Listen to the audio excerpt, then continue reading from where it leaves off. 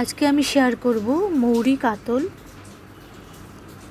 তো এখানে 10 পিসের মতো মাছ আছে আমার, ভালো করে ধুয়ে নুন হলুদ মাখিয়ে আর একটু রিফাইন্ড অয়েল মাখিয়ে নিয়েছি, কিছুক্ষণ রেখে দিয়েছি। তো ফিরে এলাম কিছুক্ষণ পর। আমি পুরোটা রান্না রিফাইন্ড অয়েল দিয়ে, সাদা তেল দিয়েই করব, সর্ষে তেল নয় আজকে। তো এবার মাছগুলোকে খুব ভালো করে ভেজে নিচ্ছি। তেলটা গরম হয়ে গেছে, মাছগুলো ভেজে নেব। তো আমার নতুন বন্ধুদের বলছি, কেমন আছো সবাই? তোমরা নিশ্চয়ই ভালো আছো। আর আমার চ্যানেলটা যদি তোমাদের ভালো লাগে, রোজ দিনের মতো আবারও মনে করিয়ে দিচ্ছি, প্লিজ সাবস্ক্রাইব করে পাশে থেকো। আর পাশে থাকা বেল বাটনটা যদি তোমরা অন করে রাখো, তাহলে আমার সব রান্নার নোটিফিকেশান সবার আগেই পেয়ে যাবে, দেখতে পাবে সবার আগে। আর তোমাদের যদি কোনো রিকোয়েস্ট থাকে অবশ্যই করতে পারো আমার কাছে, আমার জানা থাকলে অবশ্যই তোমাদের সাথে শেয়ার করব। খুবই সুস্বাদু এই রান্নাটি, আমরা সকলেই জানি। তো আমি কি করে করলাম সেটাই শেয়ার করলাম তোমাদের সাথে। তো মাছটা অনেকটাই ভাজা হয়ে গেছে, আর অল্প ভাজা হলেই তুলে নেব মাছটা, আর বাকি মাছগুলোও ভেজে নেব। ততক্ষণে আমি মশলাটা রেডি করে আসি।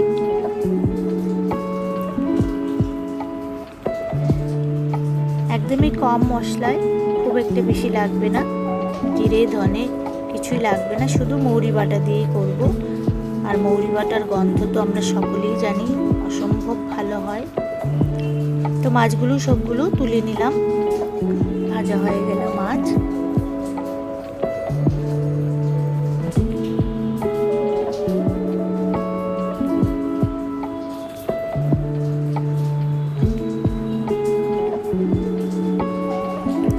তো দেখো, মাছ ভাজার পর অনেকটাই তেল রয়ে গেছে। এবার আমি বাকি মাছগুলোও ভেজে নিচ্ছি।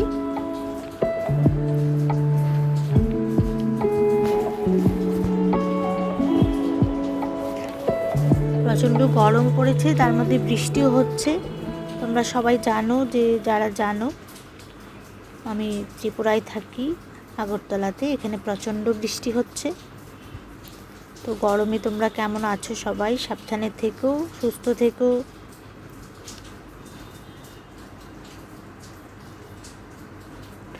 এবার মাছ ভাজার তেল ছিল, তাই সেটাতেই আমি গোটা গরম মশলা আর তেজপাতা দিয়ে দিলাম, এলাচ আর দারচিনি দিলাম। এবার দিয়ে দেব পেঁয়াজ বাটা, দুটো বড় সাইজের পেঁয়াজ আমি এখানে বাটা করে রেখেছি। ওই পেঁয়াজ বাটাটা দিয়ে পেঁয়াজটাকে একটু ভাজা করে নিচ্ছি। পেঁয়াজের একটা ঝাঁঝালো গন্ধ আছে, কাঁচা গন্ধটা চলে যাবে তাহলে। একটু সময় ভাজা করে নিচ্ছি, 3-4 মিনিট।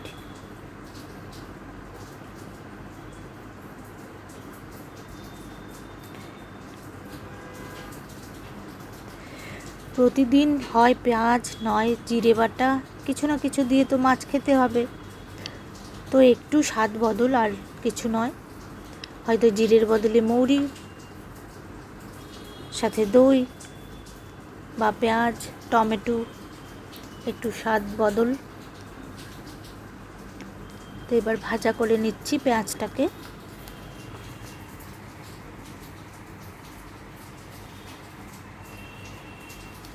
এবার দিয়ে দিলাম 1 চামচ আদা বাটা। এবার আদা বাটাও ভাজা করে নিচ্ছি। আদাটাকেও একটু, আদারও একটা কাঁচা গন্ধ থাকে।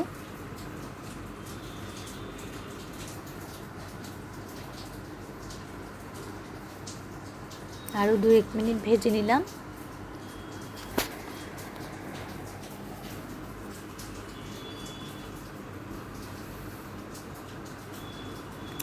আর দিয়ে দিলাম 2 টেবিল চামচ কাঁচা লঙ্কা বাটা। ঝালটা পরিমাণ মতো দিতে হবে, যে যেরকম ঝাল খাই আমরা সেরকমই দিতে হবে। এবার সবগুলো মশলা একসাথে ভাজা করে নিচ্ছি। আর মৌরি বাটা আমি রেডি করে রেখেছি, যেহেতু এটা মৌরি দিয়ে রান্নাটা করব।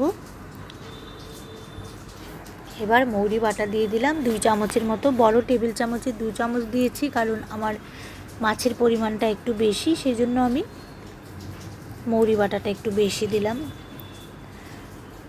তেলের মধ্যে একটু মৌরি ভাজা হচ্ছে আর ভীষণ সুন্দর গন্ধ বেরিয়েছে।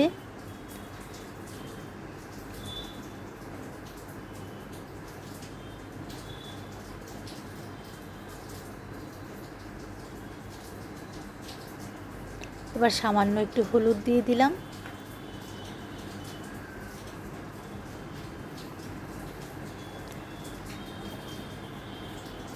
আরও কিছুক্ষণ ভাজা করে নিচ্ছি। বাইরে প্রচণ্ড বৃষ্টি হচ্ছে, তোমরা আমার ভয়েসটা শুনতে ঠিকঠাক পাবে কিনা জানি না, প্রচণ্ড বৃষ্টি হচ্ছে।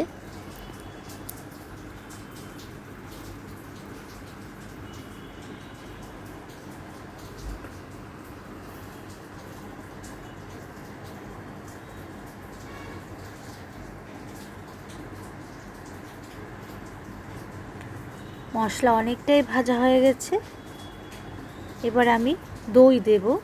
তো আমি কি করেছি, দইয়ের সাথে আর 10টা কাজু বাদাম পেস্ট করে রেখেছি, একসাথে গ্রাইন্ডারে দিয়ে দিয়েছি কাজু আর দই।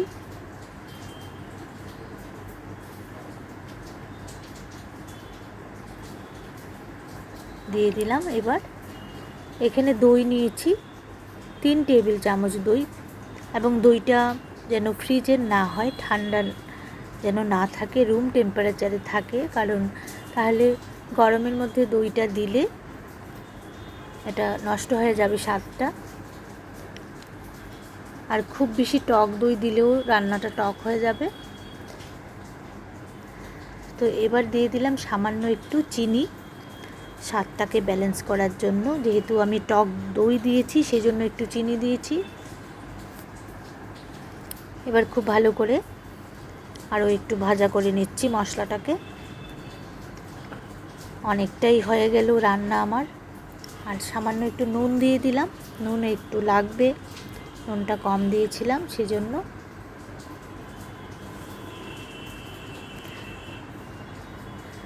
ঝাল আর নুন সেগুলো যদি ঠিকঠাক মতো হয় তবেই রান্না স্বাদ হয়, আমরা সকলেই জানি। তো দেখো অনেকটাই ভাজা হয়ে গেছে মৌরি, পুরো বাড়ি গন্ধ করছে মৌরি বাটার, ভীষণ ভালো হবে।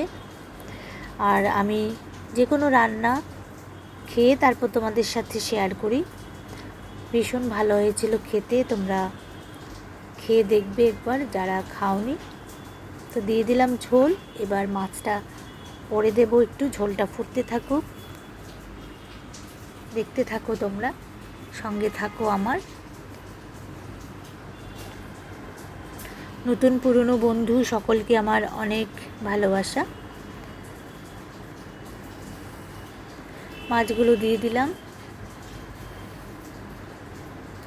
এবার খুব ভালো করে ফুটিয়ে নেব।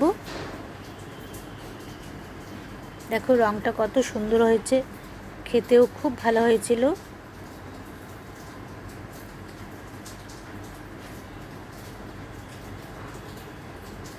এবার দিয়ে দেব 1 চামচ, ছোট চামচে 1 চামচ গরম মশলার গুঁড়ো।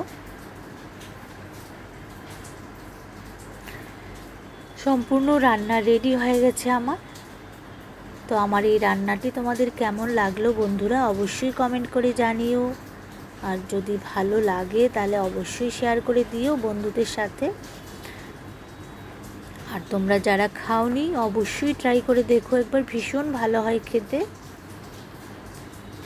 মৌরি বাটা দিয়ে রুই মাছের, সরি রুই নয় এটা কাতল ছিল, রুই মাছ দিয়েও খেতে পারো, খুব ভালো হয় খেতে। তো দেখা হবে আগামী নতুন কোনো ভিডিওতে। খুব ভালো থেকো বন্ধুরা, সুস্থ থেকো, আনন্দে থেকো, সাবধানে থেকো। আর বাকি অংশটুকু দেখতে থাকো তোমরা।